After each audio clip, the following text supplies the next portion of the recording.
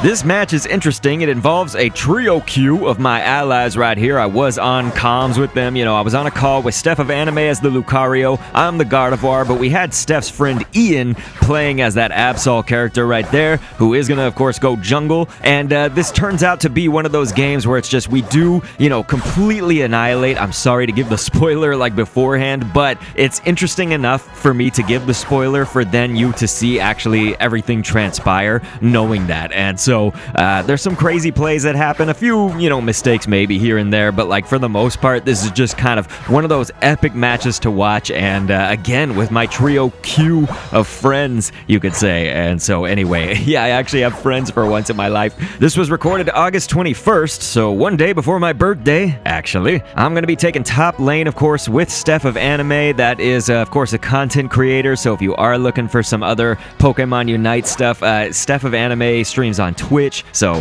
why not check her out? And her friend Ian is the Absol, if you ever want to just be looking at the mini-map and whatnot to kind of look over there. One thing we could have done is maybe be trying to do a little bit more while we waited for that core fish, but really, what can you do if you've already taken all of that kind of beginning farm on the top lane? And so this is really, of course, where we wanted to shine, jump out in front. And so me and Steph, as her Lucario, she's able to just annihilate this Combi Vespiquen combo right here of Wild Farm at the beginning. And I can do a little bit, obviously as Ralts, I'm kind of limited. Really, I start shining as a Gardevoir player. Once we've become Kirlia, especially, getting that Psyshock, it's just like ever so important. And of course, you finish out the move. If you play like me, kind of as a support defender Gardevoir for the most part, playing like me, I do go for the Psyshock, but then I also get Moonblast so that I'm able to stun. Really works out effectively, as you'll see a little bit later on. That presents us with a lot of opportunities. So just to talk about Ian for one hot second right here, as the Absol player right there, he's hiding out in the grass, ready to do some annihilation, man. The thing about Ian here was that he was using, yes, his username is Gamol, it looks like right there, but he's using items, like his held items are all mostly, at least, if not entirely,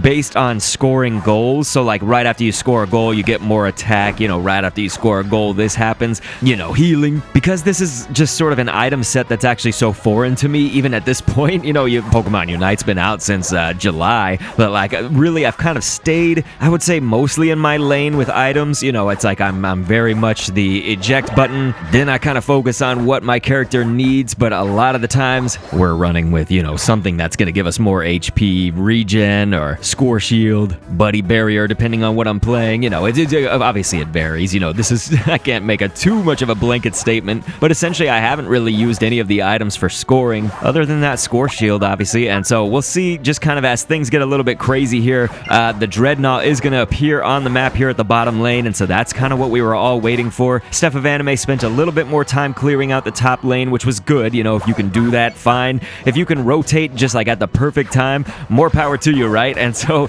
Ian Gamol right there going to be going nuts on that Dreadnought, man. Look at that. We already took it down pretty much halfway, and this is good, except for when this starts to happen. As you can see, Orange, they did obviously come over here, and if they KO us, it's really not good, man. But we were actually able to, with the Ivysaur's help, get that last little bit of damage done. But again, what I was going to say that can be really bad is not only just you getting KO'd, but also what if you do all the work? You're damaging it like crazy, you do all that work, and then Orange, your foes, that opposing team can just come and snipe with, one or two hits or whatever. What I was going to say, though, that can be good in that respect, this is probably one of those things that goes without saying, but just in case we need to kind of verbalize that and understand my thought process here, and things are actually going to change like crazy right here. I do have my Psyshock.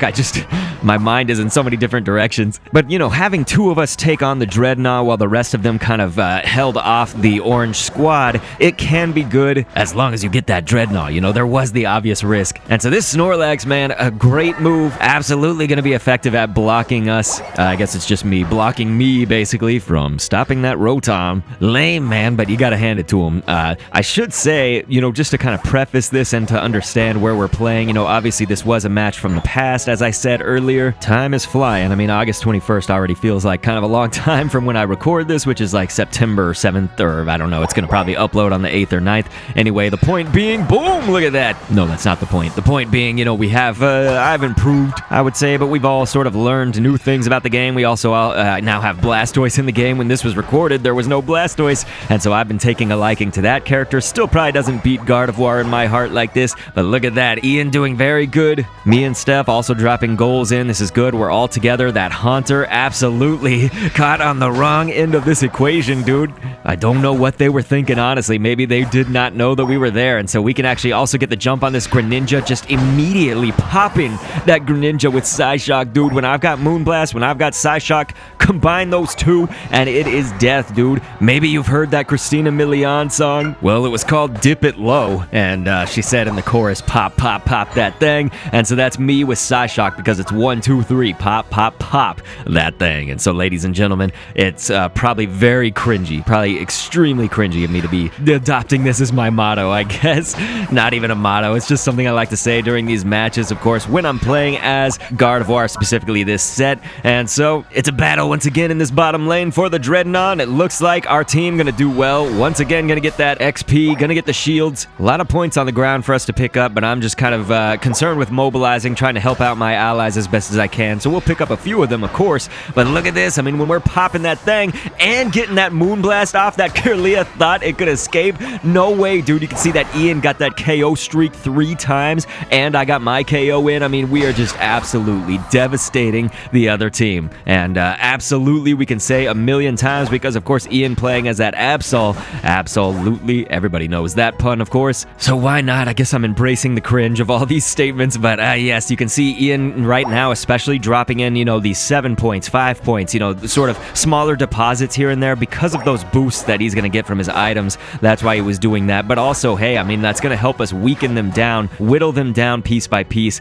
I flop a little bit right here. I think me now could actually do this a little bit better, but me back then wasn't as effective. And so that Greninja also did pull a few moves that I really wasn't expecting, you know, to pull off the Unite and then essentially make the jump straight to me, you know, like I was not expecting that. And so I probably dropped the ball just a little bit right there, but it's not like a major deal. We're obviously going to push this through. We got the Rotom, you know, after getting the Dreadnought. That was great. This is late game. Things are looking pretty good. We still got more time to play, man, and anything can happen with that Zapdos game, of course, so we got to stay on our toes right here. They are aware on the other team, obviously, going to be trying to stop that Rotom, bringing up like 3 or 4 of their crew right there. And so Snorlax going to Unite up on that top lane. That might have been one of those plays that kind of proves how desperate you are. With Zapdos only being like mere seconds away from manifesting into this game, might have actually been better to save that Unite. I am going to walk Steph of Anime as just kind of a bodyguard to protect, because she does have an XL of 40 to drop into this goal. I also got a little 4, so I can drop that in while I'm there. Why not, especially if no one is there to stop us.